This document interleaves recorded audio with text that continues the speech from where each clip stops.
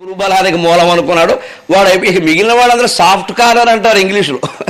వాళ్ళు బాణాలు వేస్తూ కూడా బాణం తగలకుండా ఉంటే బాగుండు, ఇంకేం తగులుతుంది మరి అలాంటి వాడు. ఇక వాళ్ళని గెలవడం పెద్ద సమస్య కాదని అయినా వెళ్ళిపోకూడదు, చేయవలసిందే ప్రత్యేకంగా. అప్పుడు ద్రోణాచార్యులను సమీపించాడు, ఎందుకంటే సైన్యానికి మొత్తం అధ్యక్షుడిగా ఉండి నడిపిస్తున్నాడు ఆయన. వెళ్ళి ఆయన దగ్గరికి వెళ్ళి గురువు గారికి ధనుస్సు పక్కన పెట్టాడండి గాంధీవాన్ని. ఆ రథానికి ఉండే స్తంభానికి ఇలా ఆనించి సభక్తికంగా గురువు గారికి గురుర్ బ్రహ్మ గురుర్ విష్ణు గురుర్దేవో మహేశ్వర గురు సాక్షాత్ పరం బ్రహ్మ గురు సాక్షాత్ పరం బ్రహ్మ తస్మై శ్రీ గురవే నమః. మీరున్నారు ఎదురుగానే యుద్ధానికి వచ్చా. గురువను మూడక్షరములు బరువును తొలగింపజేయు గురువను మూడక్షరములు బరువును తొలగింపజేయు భాషాంబుధునే తరింపనోడయైచను భాషాంబుధునే తరింపనోడయైచను గురుపాదములను కొంతు గుండెల నిండన్ అని 2 బాణాలతో ముందు గురువు గారి కాలి వేళ్ల దగ్గర వేశాడు. అది స్టైల్, తమదైన శైలి. అంటే గురువుగారికి నమస్కారం చేసే విధానం ఏంటంటే దండం పెట్టడం కాదండి. ఒక వీరుడు ఎలా దండం పెడతారంటే ఇంచుమించు ఆయన కాలి బొటన వేళ్ళు పగిలినట్టు పడ్డాయి ఆ బాణాలు 2. అంటే అది ద్రోణాచార్యుడు నమస్కారం మా శిష్యుడు, వాడు అలాగే చేస్తాడు చిన్నప్పటి నుంచి, కాళ్ళు పగిలిపోతూ ఉంటాయి అనమాట. వీరుడు అనేవాడు ఇప్పుడు కరాటే వాడు గురువుకి ముందు చాల్యూట్ చేస్తాడు, వాడి పద్ధతి వేరు. మీరు చూడండి, సైనికులు రాష్ట్రపతి వందనం ప్రధానమంత్రి వందనం చేస్తే సైనికులు నిలబడి రాష్ట్రపతి గారు కానీ దండాలమ్మా దండాలు అనరు. అది రాష్ట్రపతి వందనం అనరు, దాన్ని చెక్క భజన వాడు దండనం అంటారు. దాన్ని ఎటు దండాలమ్మా దండాలు. సైనికుడు అంటే ఇలాగే ఉండాలి, ఇలా ఉండాలి, అది పద్ధతి ఉంటుంది దానికి. పోలీసు వారు వందనం వేరుగా ఉంటుంది, కరాటే వాడు వందనం, వ్యాయామం చేసేవాడు వందనం, రకరకాల వందనం వేరు. మనం ఏదో వేదిక మీద వందనం వంగి నమస్కారం చేస్తాం, అది వేరే విషయం. ఇలా నమస్కారాల్లో విధానాలు ఉన్నాయి కదా. యుద్ధంలో గురువుకి నమస్కారం చేసే విధానం ఏమిటంటే కాలివేళ్ళు పగలగొట్టడమే. అక్కడ పాదాల దగ్గర 2 బాణాలు వేస్తే పాదాభివందనం, వెంటనే నా శిష్యుడు అనుకున్నాక సర్ మన 2 బాణాలు నిలబడే హౌ ఆర్ యూ అని అర్థం. దానికి అంత సింపుల్గా ఉంటుంది ఆ వ్యవహారం. బాగున్నారా అని పలకరింపండి. కుశల ప్రశ్న ఎవరు చెవులు కదా, పట్ చెవులు ఊడిపోతాయి, అంత పని అవుతుంది. ఊడవ అంతే, ఊడగొడితే మన శిష్యుడు కాదు, దగ్గర నుంచి వాళ్ళ పట్ అని రావాలి. అంటే ఓ క్షమా బాను అదనమాట. అదేంటి పలకరింపు. వీరుడైన వాళ్ళు అలా పలకరించుకోవాలి. ముత్తైదువులు పలకరించుకుంటే బొట్టెట్టి పలకరించుకుంటారమ్మా, అది కూడా వీర లక్షణమే. కాకపోతే ఇది చీర లక్షణం, అంతకంటే ఉంది. ముత్తైదువులు పలకరించాలంటే బొగ్గమి బొట్టెట్టి ఇలా అనడం కాదు. నువ్వు బొట్టెట్టి పలకరించినట్టే బాగున్నారా, అంత బాగున్నారా, అంత అయిపోయింది. దాంట్లో అన్నీ ఉన్నాయి ఇంకా. అందుకే ఇంటికి వచ్చే ముత్తైదువుకు బొట్టెట్టే ముందు మన వాళ్ళు గొప్ప సంస్కారం వారు పెట్టుకుని వారికి పెడతారు. అంటే మన దేశంలో కూడా ముందు మన పండితుల్ని, మన కవుల్ని, మన శాస్త్రవేత్తల్ని, మన కళాకారులను గౌరవించుకుని వేరే వాళ్ళని గౌరవించాలి. అందులో తప్పేమి లేదు. ముత్తైదువు తాను బొట్టెట్టుకుని వేరే వాళ్ళకు బొట్టెట్టినట్టు. ముత్తైదువులో ఒక లక్షణం, వీరుల్లో ఒక లక్షణం. ఇది భారతీయ సంస్కారం. అది చూసి ఆయన పక్కన అశ్వత్థామకేసి ఆనందంగా చూశాట. నాన్నగారు పరవశించిపోయాడు, అతను కూడా ఎంత భక్తి. అప్పుడు వెంటనే అన్నాడు, ఇలా చేతులు చేపాడండి, ధనుసు పక్కన పెట్టాడు, చేతులు చేపాడు. గురువర్య మీ అనుమతి లేకుండా నేను యుద్ధం చేయను. నేను యుద్ధం చెయ్యాలని మీరు అనుకుంటే కొట్టండి, లేదా నాకు దారి ఇవ్వండి. ఇది మర్యాద. పరవశించిపోయాడు ద్రోణాచార్యుడు. కనుడు పారిపోయాడు కానీ లేదా వాడికి చెప్పేవాడు పాఠం, మా వాడంటే ఏంటో చూడరా. గౌరవం అండి, ఆ గురువు అండి, గురు శబ్దం నుంచే గౌరవం అనే మాట వచ్చింది. ఆ గౌరవం ముఖ్యం. పరవశించిపోయానా, లేదు నేను అనుమతిస్తున్నాను, లేదు ముందు బాణం మీరే వేయాలి, వేయండి అని. ఆశ్చర్యం అండి. ఆ గురుభక్తి. 2 చేతులు ఇలా పెట్టి అర్జునుడు ఇక్కడ 20 ఇక్కడ 20 40 బాణాలు చేతుల మీద పడుతుంటే అలా అలా అలా భరించారండి. ఒక్కసారి ధనుస్సు తీయలేదు. 40 బాణాలు ఆయన కొట్టాక అప్పుడు ఒక్కసారి చెయ్యి విదిలించుకుని ఈ బాణాలన్నీ ఊరికే ఒంటి మీద రాలని గులాబీ పూల రేకుల్లాగా రాలిపోతుంటే అప్పుడు గాంధీ అందుకున్నాడు. అనుచుండం త్రిదశేంద్రశూనుడు. అప్పుడు చూడండి నా తడాక. అనుచుండం త్రిదశేంద్రశూనుడు రయం అత్యంత ఘోరంబుగా ఘనశాతోజ్వల దుర్నివార విలసత్కాండంబులన్ ఘనశాతోజ్వల దుర్నివార విలసత్కాండంబులన్ ద్రోణు వాహన సూతధ్వజ దేహము పొదివే ద్రోణు వాహన సూతధ్వజ దేహము పొదవే. ఇట్లస్త్రాబ్ధి మున్గింపజేసిన హాహానినదంబులు ఒక్క ముగిపేర్చెన్ సర్వసైన్యంబులన్. హాహానినదంబులు ఒక్క ముగిపేర్చెన్ సర్వసైన్యంబులన్. చిన్న ముళ్ళు గుచ్చుకుంటే భరించలేం మనం. 40 బాణాలు వచ్చి పడితే ఎలా అన్నట్టోసారి గులాబీ రేకులు దండలెత్తి చూడండి రాలిపోతూ ఉంటారు రేకులని, అలా రాలేవాడు ఒంటి మీద నుంచి. గులాబీ రేకులతో ఎందుకు పోలుస్తున్నాం? నెత్తురుతో పడుతుందండి. ఆ నెత్తురు చూసి భయపడితే యుద్ధం ఏం చేస్తాడు ఇంకా. అందుకే పూర్వం రాజకుమారుడు యుద్ధానికి వెడుతుంటే వారి భార్యలు లేదా వారి తల్లులు వారి చెల్లెళ్ళు బొట్టు పెట్టేవారు. కుంకుమ బొట్టు కాదు, ఐటెక్స్ తిలకం కాదు, ప్లాస్టిక్ బొట్టు కాదు, దిక్కుమాల బొట్టు అంటారు దాన్ని. ప్లాస్టిక్ మరీ దరిద్రం, అది పెట్టలేదండి. ఆ రాజకుమారుడు కత్తి వాళ్లే బయటకు తీసి వేలు శర్మను కోసుకుని బొట్టెట్టేవారు. కత్తి ఆయన కత్తి, భర్త కత్తి బయటకు తీసి వేలు కోసుకునేవారు, బొట్టెట్టేవారు.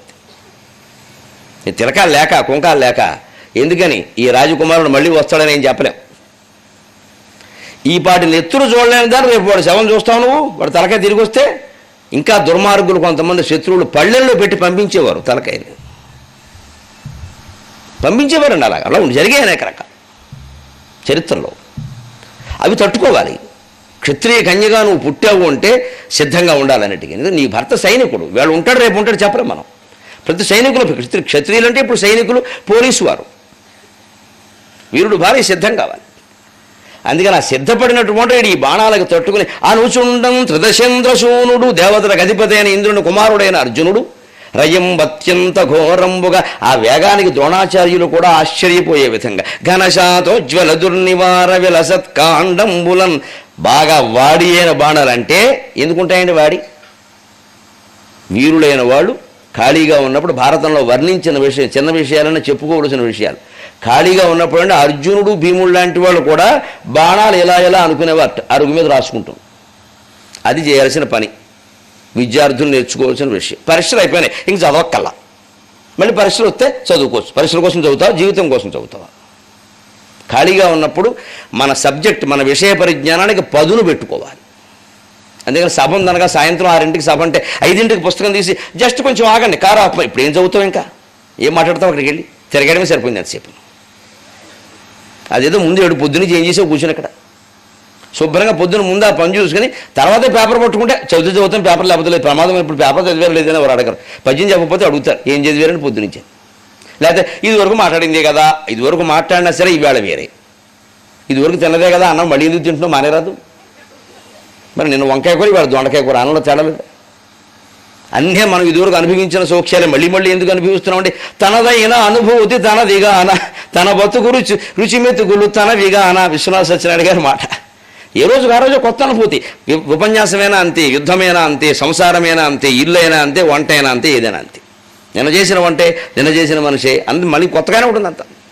ఆ కొత్త అనుభూతిని పొంది తీరాలి జీవితంలో, ఎప్పుడు తయారవుతూ ఉండాలి. అందుకని ఈ మునికిల, అందుకే శాతోజ్వల బాగా వాడి బాణాలు ఎందుకు వచ్చాయంటే అర్జునుడే స్వయంగా పెట్టుకుంటాడు, పక్కవాళ్ళు ఉంటారు, అయినా ఈయన కూడా. మీరు అంత దూరం పోనేలా అబ్జనాభ కటింగ్ మంగళ పని చేసేవాడు వాళ్ళని చూడండి ఒకసారి. ఖాళీగా ఉన్నప్పుడు అంటూ ఉంటాడు. ఎందుకంటే వాడు ఎవడో వచ్చాక ఉండండి గడ్డం ఒకసారి ఉండండి అని చెప్పి కొంచెం ఇలా అంటే వాడు పక్క షాపుకి వెళ్ళిపోతాడు. ఎవడు భరిస్తాడు ఈ ఆలస్యాన్ని? ఎప్పుడు మనం ఉన్నటువంటి పనిలో ఇంటి దగ్గర ఖాళీగా ఉన్నప్పుడు కాస్త ఒక రోజు ఖాళీ కాదు, ఓ 10 రోజులు సెలవులు వచ్చాయి అనుకోండి, ఈ సెల్ ఫోన్లో చుట్టే వైర్లైనా అక్కడ లైట్ ఎట్టుకుని ఏం దొరకకపోతే వెంట్రుక మొక్కలైనా పెట్టుకుని ఇలా అనుకుంటే మళ్ళీ శుభ ఎలక్ట్రానిక్స్లో మళ్ళీ రానిస్తారు. లేకపోతే 15 రోజులైనా మర్చిపోయానండి అన్నీ అంటే వద్దులే అమ్మాయి ఇంకోటి పెట్టేసామంటారు. దేని ప్రాక్టీస్ దాంది, అర్జునుడి ప్రాక్టీస్ అర్జునుడు, మంది. ఘనశాతోజ్వల దుర్నివార విలసత్కాండంబులన్, అంత వాడి అయిన బాణాలు కావడం వల్ల దుర్నివారం, ఎదుటి వాళ్ళు ఎదిరించలేరు దాన్ని. అవి తీసుకుని ఆయన కాండంబులన్ ద్రోణు వాహన సూత ధ్వజ దేహముల్ మొదివే. ఆ తెడతెరిపి లేకుండా బాణాలు వేయడం అనేది అర్జునుడి ప్రత్యేకత. ఇది డిఫెన్స్ ఆడడం కాదు, అఫెన్స్ ఆడడం అంటారు దీన్ని. ఆటలు అర్జునుడు ఎందుకు గెలుస్తారంటే అఫెన్స్ ఆడతాడు. అంతేగాని ఎదుటివాడు బాణాలు వేస్తే కాపాడుకుందాం అని ఇటు తప్పుకుంటాం ఎప్పుడప్పుడు వేసేస్తాడు. అసలు తప్పుకునే పని మనకేమిటంటే ఆ తప్పుకునేది వాడికి చేద్దాం. ఆ ఊపిరాడని పరిస్థితి వాడికి కల్పించాలి. అందుకని ఆయన 40 బాణాలు పడ్డాడు, గాంధీ అందుకున్నాడు. ఇక గురువు గారు ఊపిరి సరపనవల.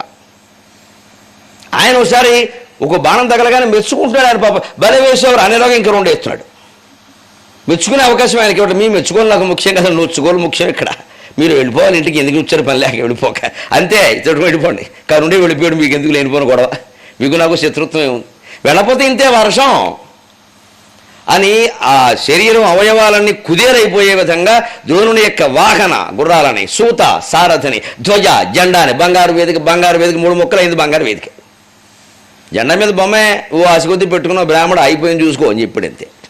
ఇప్పుడు పౌరుషం మళ్ళీ జెండా పడిపోయింది పోయిన తలకాయ పడిపోకుండా చూసుకో అని ఆ ఊడింటిని ముక్కలు చేసేసరికి అప్పుడు ఇంక చేసేదిలాగా ద్రోణాచార్యుడు వెళ్ళి అశ్వత్థామ రథం ఎక్కాడు. అది సంగతి. తండ్రి గారు అబ్బాయి గారు రథం ఎక్కారు. తర్వాత యువనేత అయినాయి కాబట్టి మరి ఏం చేస్తారు ఇంకా ఆసరా. వాగ సూత ధ్వజ దేహము బుదివే ఈ అట్ల స్త్రాప్తి ముంగింపజేసిన అలా బాణ సముద్రంలో ముంచేసేట గురువు గారిని. ఆ బ్రాహ్మడండి నిజంగా ఎంత గొప్పవాడంటే ఆయన బాణ సముద్రంలో మునిగి నెత్తురు గారుతుంటే నా శిష్యుడు రా అంటట్టండి. ఆయన అంత నెత్తురు గారుతుండే, ఆయనకి అంత పిచ్చి ప్రేమ ఉండి అర్జునుడు అంటే నా శిష్యుడు ఎంతసేపు ఇదే అని ఆ ప్రేమలో ఉండగా నేను పేర్చాను. ఒక్కముగి పేర్చన్ సర్వసైన్యాల్లో కూడా ద్రోణాచార్యుడు లాంటి వాడు పరిగెడుతుంటే ఉండగలడా? ఇంకా సైన్యం నిలబడగలదా? కర్ణుడు వెళ్ళిపోయాడు, ద్రోణాచార్యుడు వెళ్ళిపోయాడు, ఇంకెవరున్నారండి? వెంటనే వచ్చాడు అశ్వత్థామ. మా నాన్నగారిని పరిగెట్టేలా ఆయన రథం ఎక్కడి. ఇప్పుడు ఆ రథంలో కొంచెం ఇరుగ్గా ఉంది అంటే తండ్రిలో పక్కన కూర్చోబెట్టాడు అంతే. ఆయన వచ్చాడు. అతడును తీవ్రబాణములను అతని ఎదుర్కొన మారుకొన్న అతడును తీవ్రబాణములను అతని గప్పుచు మారుకొన్న యువనేత అశ్వత్థామ గారు వచ్చి పడ్డాడు. సింహలాంగూలం తోక, దమ్ముంటే నన్ను గెలు అర్జున అంటున్నాడు. లోపల మాత్రం ఏముంది? అర్జునుడే గెలిస్తే బాగుండను. అప్పుడు స్నేహం. కానీ అశ్వత్థామ మనస్తత్వం ఏంటంటే ఆయన పంతం రానంత వరకే సహృదయంతో ఉంటాడు. పంతం వస్తే ఉచ్చ నీచాలు తెలియవు. ఇప్పుడు ఆయనకి పంతం వచ్చింది. ఎందుకంటే తండ్రిని కొట్టాడు. కర్ణుడిని కొట్టుంటే ఇదే దెబ్బ ఇంకా 2 బాణాలు ఏమైనా ఆయన ఇచ్చేవాడు. అది క్యాస్ట్ ఫీలింగ్, ఆ గొడవ వేరు. ఇక్కడ మరి సొంత తండ్రి కదండి, అందుకే నేను బాణం వచ్చి ఎవరు ఉన్నా సరే యుద్ధంలో మా నాన్న ఆయనకు అదో పితృభక్తి. ఒక్కొక్కరికి ఒక్కొక్క వ్యామోహం అంటామే. ధృతరాష్ట్రుడికి పుత్ర వ్యామోహం, అశ్వత్థామకి పితృ వ్యామోహం. అంటే భక్తి అనేది వ్యామోహం స్థాయికి ఎదిగింది. అక్కడ పితృవ్యామోహం తప్పు, పితృభక్తి ఓకే సరిపోతుంది. పితృవ్యామోహం అవసరం లే. తండ్రి తప్పు చేసినా కూడా సమర్థించడం పద్ధతి కాదు. నువ్వు ఎదిరించకపోతే కనీసం ఊరుకో, అందుకని సమర్థించక. ఇంకా అశ్వత్థామ అలా కాదు, మా నాన్న చేసింది ఏదైనా సరైంది, మా నాన్న ఎవడన్నా ఏమన్నా అంటే తుక్కురైపెత్తా. ఇదో పిచ్చి. అతడును తీవ్రబాణముల అతని కప్పుచుమారు కొన్న ఆ శతమఖ వృత్ర సంగరము సందము తోచగా ఆ శతమఖ వృత్ర సంగరము సంగము చందము దోప వడించట ఛటాయితరవమబ్డు వేణువుల నెర్చు దవానలు మృహత భంగి దిక్తతి వరగన్ మహాద్భుతము కౌరవసేనకు నవహిల్లగన్. అవురా అశ్వత్థామ, అర్జునుడిని గెలవగలిగిన వాడు ఇంతవరకు దొరికాడురా, కర్ణుడు పారిపోయినా పర్వాలా ఇంకా అని కౌరవ సైన్యం సంతోషించుదురా. ఇప్పుడు కింద పడిన వాడు అర్జునుడు. ఒక్క దెబ్బ తిన్నాడు, తగిలింది ఆయనకి. ఎప్పుడు మనమే గెలుస్తాం అనుకోకూడదు. అతను కూడా తీవ్రమైన బాణాలతో అర్జునుడిని కప్పేద్దామని వస్తూ అతను పౌరుషంతో చేసినటువంటి పని అండి. కప్పుచు మారుకొన్న ఆ యుద్ధం చూస్తే అర్జునుడికి అశ్వత్థామకి జరిగేది శతమఖ వృత్ర సంగరము సందముదోప. ఇంద్రునికి వృత్రాసురునికి జరిగిన యుద్ధం గుర్తొస్తుంది చూస్తుంటే. అయ్యి బాబు ఇదేమి యుద్ధం! ఇంద్రవృత్రాసురుడు ఏళ్ల తరబడి యుద్ధాలు చేశారు. వాళ్ళు ఎవడు సావల, మాయంతో చచ్చారు తప్ప చివరికి వృత్రాసురుడు మామూలుగా చంపడం సాధ్యం కాదు. ఇంద్రవృత్రాసురుడు సంగ్రామం జరుగుతోంది. అశ్వత్థామ అర్జునుడు ఏమిటి యుద్ధం, అసలు ఎవడు గెలుస్తాడు, ఎవడైనా గెలవడం అనేది ఉంటుందా ఇక్కడ అని ఆశ్చర్యపడి చూస్తున్నట్టు వాడు. పైగా ఆ బాణాలు ఇలా ఛట్ ఛట్ ఛట్ అని వదులుతుంటే ఛటాయితరవమబ్డు, ఆ కిక్కన గారి వర్ణన, ఛట ఛట ఛట అని అగ్నిశకలు పగిలినట్టుగా వస్తుంటే ఆయన ఆలోచన చూడండి. వేణువుల ఏర్చు దవానలు మ్రోతభంగి, అడవిలో వెదురు పొదలు అంటుకుంటే పెళ్ళ పెళ్ళ పెళ్ళ పెళ్ళ అని పేలుతూ చీలిపోతూ సౌండ్ వస్తుంది. ఆ సౌండ్ వస్తుంది. అది కొత్త రకమైన వర్ణ, వ్యాసుడు చెప్పలేదు. వేణువుల నేర్చు దవానలు మ్రోతభంగి. వేణువు అంటే వెదురు. అడవిలో వెదురు పొదలు, ఎండిపోయిన వెదురు పొదలు అవి అంటుకుంటాయి. అప్పుడు అసలు వెదురుకు అసలు కాలే లక్షణం ఎక్కువ. పైగా ఈ గాలి వేలు రంధ్రాలు ఉంటాయి. ఈ గాలి ఆ చీలికల్లో పెడుతుంది. ఆ చీలికల్లో కలిసి అక్కడ చీలిక వస్తే పెళ పెళ పెళ పెళ అని విచిత్రంగా పెళ పెళ పెళ వస్తాయండి. ఆ ధ్వని వేరే. అటువంటి ధ్వని వచ్చింది అక్కడ. ఈ బాణాలు దెబ్బలు తగులుతూ ఉంటే బాణాలు వదిలిపెడుతుంటే. దవానలు మ్రోతభంగి దిక్తతి బరగన్, దిక్కులన్నీ ఆక్రమిస్తే మహాద్భుతము కౌరవసేనకు నవహిల్లగన్.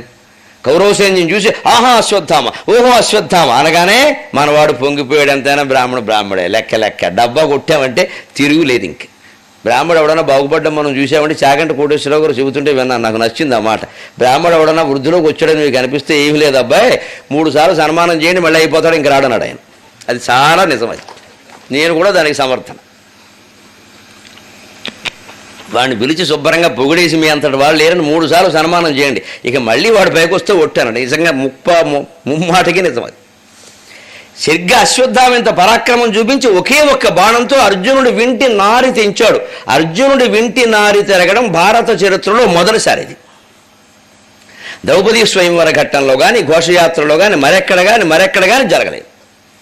ఇక్కడ ఉత్తర గోగ్రహంలో మాత్రమే అశ్వత్థామ చేతుల్లోనే వింటి నారి తెగింది. వింటి నారి తెగడం అంటే ఇది దాన్ని నక్క నరంతో తయారు చేస్తారు మామూలు ధనుస్సులకి. అర్జునుడి ధనుస్సు కొంచెం వేరుగా ఉంటుంది, ఏదైనా జంతువు నరం, అందుకే ఇది ఇలా తీగానే టమ్ టమ్ టమ్ అని మోగుతుంది, పురుకొస్తాడు కట్టేయకూడదు. జంతువు నరం, అందులో నక్క నరం దానికి ప్రసిద్ధం. అందుకే మీకు నీతిచంద్రుడిలో కథల్లో కూడా ఉంటుంది, ఒక విల్లు అక్కడ ఉంటే ఒక నక్క ఆ నారి దాన్ని నరం కదా తిందామని తినగా ఉండగా మధ్యలో తినడం మానేసేసేది. అది ధనుసు చివర అంచు ఉంటుంది కదా, ఆ అంచు దగ్గర నోరు పెట్టి ఆ నరం కొరుకుతోందిట. నరం కొరికితే నరం తెగింది, ఆ అంచు వచ్చి దాని మూతిలో దిగింది, అంటే ముఖం పేరు చచ్చిపోయింది. ఎందుకంటే ధనుస్సుకి ఆ అంచు ఈ అంచులో కత్తి ఉంటుందండి. వీరులు తక్కువ వాళ్ళు కాదు, ఆ ధనుస్సుకి ఈ చివర ఆ చివర చాకు ఉంటుందండి కత్తి. ఎందుకని ధనుస్సుతో ఇలా యుద్ధం చేస్తారు. చేస్తూ ఉండగా ఒకడు పక్క వచ్చాడు తీసేలా పొడుస్తారు, అయితే అయిపోయింది. 2 in 1 అనమాట. ఈ పక్కకు వస్తే ఈ పక్క వచ్చాడు ఒకడు ఇలా పెట్టి ఇలా అంటారు, వీడు వెళ్ళిపోతారు ఇక్కడ. ఎందుకంటే పక్క నుంచి చంపే ప్రయత్నాలు చేస్తారు. అందరూ నియమం ప్రకారం యుద్ధం చేయరు, మన జాగ్రత్తలో మనం ఉండాలి. అందుకని వాడు పొడవడానికి వస్తున్న ఉండు నియమం ప్రకారం పొడువు అంటే వాడు పొడుస్తాడా? నియమాల్లాగానే ఉంటాయి, కానీ వేరేవి జరుగుతాయనే అవకాశం ఉండాలా వద్దా? అందుకని ఈ వెనక నుంచి ఎవడన్నా పొడవడానికి వస్తే ఆ ధనుర్యుద్ధం ఆపేసి ఇలా అంటారు ఒకసారి, ఈ కత్తికి వీడు పోతాడు. ఈ పక్క నుంచి ఎవడన్నా అనుకోకుండా, ఇద్దరు యుద్ధం చేస్తున్న మూడో వాడు రాకూడదు, అది నియమం. అది ద్వంద్వ యుద్ధం అంటారు. ఇద్దరు యుద్ధం చేస్తున్న మూడో వాడు రాకూడదు. అంతా కలిసి కొట్టుకుంటాడు, కలిపి కొట్టరా కావేడరంగా, అది వేరే విషయం. ఇద్దరు ప్రత్యేకించి చేస్తుంటే మూడో వాడు రాకూడదు. సరిగ్గా ద్రోణ పర్వంలో వస్తుంది, భూరిశ్రవసుడు సాత్యకి యుద్ధం చేస్తుంటే అర్జునుడు వస్తాడు, పెద్ద గొడవైపోతాడు, ధర్మశాస్త్ర చర్చ జరుగుతుంది. ఆపై నీ బోడి యుద్ధం అని అర్జునుడిని ఆపించేస్తారు, పెద్ద చర్చ జరుగుతుంది అక్కడ. అటువంటి ఘట్టాలన్నీ ఉన్నాయి అందులోను. అందుకని మూడోవాడు రాకూడదు, అది నియమం. అది అలా ఒకవాడు వస్తాడు, మరి ఏం చేయాలి, ఏదో చేయాలి కదా. అప్పుడు ఆ ధనుస్సు ఇలా ఆపి ఠమని పడుతారు, మళ్ళీ వేస్తారు బాణాలు.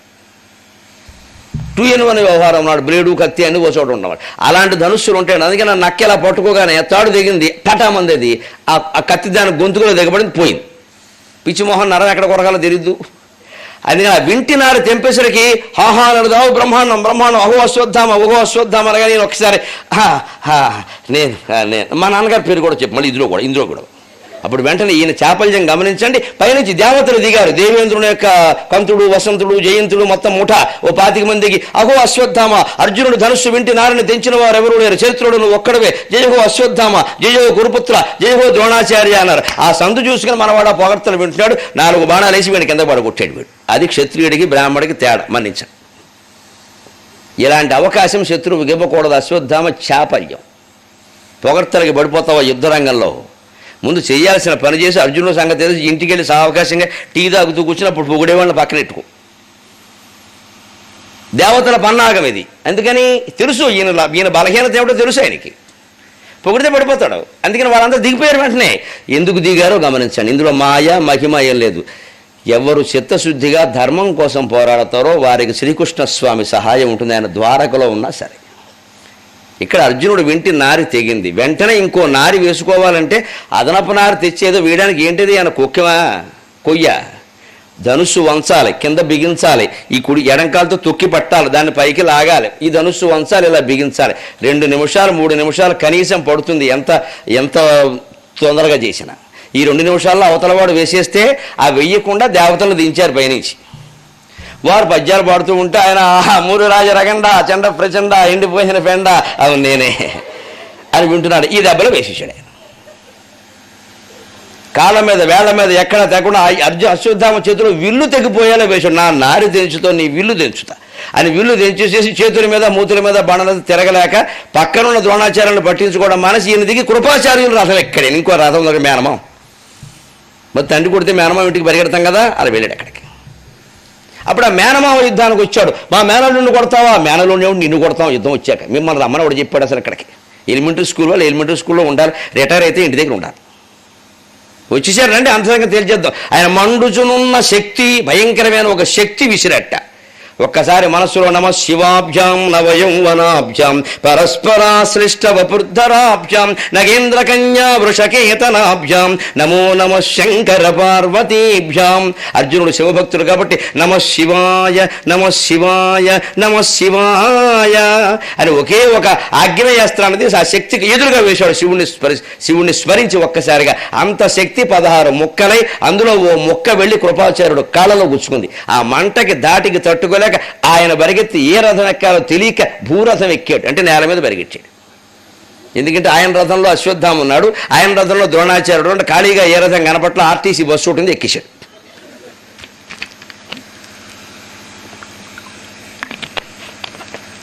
ఇక ఇప్పుడు ప్రధానమైన వీరులు 2 ఉన్నారు. భీష్మ పితామహుడు ఉన్నారు. అక్బర్ చక్రవర్తి భారతం అంతా విని సరదాగా ఓ మాట అన్నట్ట, ఏముందండి గొడవ, అన్నదమ్ములు కొట్టుకు చావడం సాంతిది, ఎందుకంటే మా కూర అన్నయం ఏదో అల్లాహో అక్బర్ అంటాం, మేము ఇంకేం మాట్లాడడం ఏంటి గోలంతా, ఏక్ బడా హాయ్ ఏక్ చోటా హాయ్ అవు క్యా హాయ్ అన్నట్ట. మొత్తం భారతంలో వీరులు ఇద్దరయ్యా, పెద్దవాడైన భీష్ముడు, పిల్లవాడైన అభిమన్యుడు, మిగిలిన వాడంతా లాలూచి గ్యాంగ్ అన్నట్టు. మహావీరుడు ఎవరు? నిజాయితీకి నిలబడిన వీరుడు భీష్ముడు. ఇప్పుడు మిగిలిన వాడు ఆయన ఒక్కడే. పిల్లవాడు శక్తి ఉందో లేదో, సాహసం ఉంది, రథచక్రంతో కొట్టాడు అందరు, నేను తిరుగు లేకుండా, ఏం దొరకపోతే ఆర్టీసీ టైర్ తీసుకున్నాడు అంతే, కొడిహేడు దెబ్బ. ఆయన వీరుడు అంటే. ఈ మిగిలిన వాళ్ళందరూ ఏదో అవసరార్థం చేసేసారు యుద్ధాలను. అలా నిజాయితీకి నిలబడి 257 సంవత్సరాల పాటు జీవించిన ఆజన్మ బ్రహ్మచారి శ్రీకృష్ణోపాసకుడు భీష్ముడు ఉన్నాడు. ఇంకా ఆయన్ని గెలవడం కానీ గాయపరచడం కానీ అర్జునుడికి ఇష్టం లేదు. జీవితంలో కొన్ని కర్మలు తప్పవు.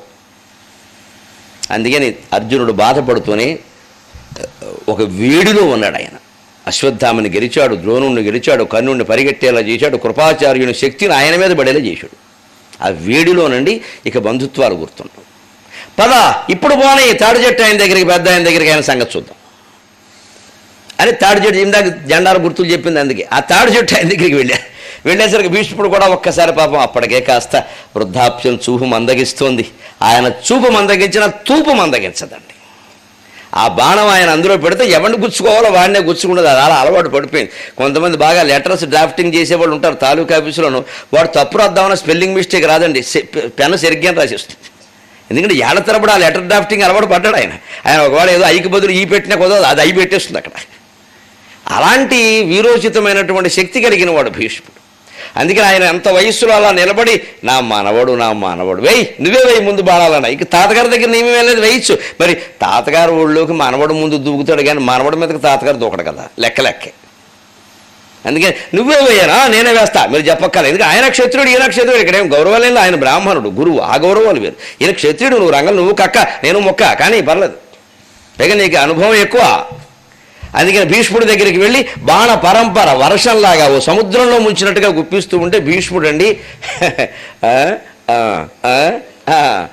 ఈ షిట్ ఏం లేవు ఇక్కడ. ఆయన మహా ఎక్స్పీరియన్స్డ్, బాగా ఆఫీసులో చూడండి, బాగా సీనియర్ గుమస్తా ఉంటాడు, రేపు మాపై రిటైర్ అయిపోయాడు. ఆయన దగ్గరికి ఏదైనా ఫైల్ పెడితే అందరూ చూసేటువంటి ఫైల్ తీసి బారాయ పెద్ద లెటర్ రాయడానికి చచ్చిపోతున్నాం ఇక్కడ, ఏం చేయాలో మాకు తెలుసు. ఎందుకు బాగా అనుభవం అది.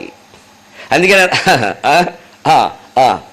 అంటుంటే ఈయన 10 బాణాలు వేస్తే ఆయన 1 బాణంతో తిప్పికొడుతున్నాడు. అది భీష్ముడి యొక్క శక్తి.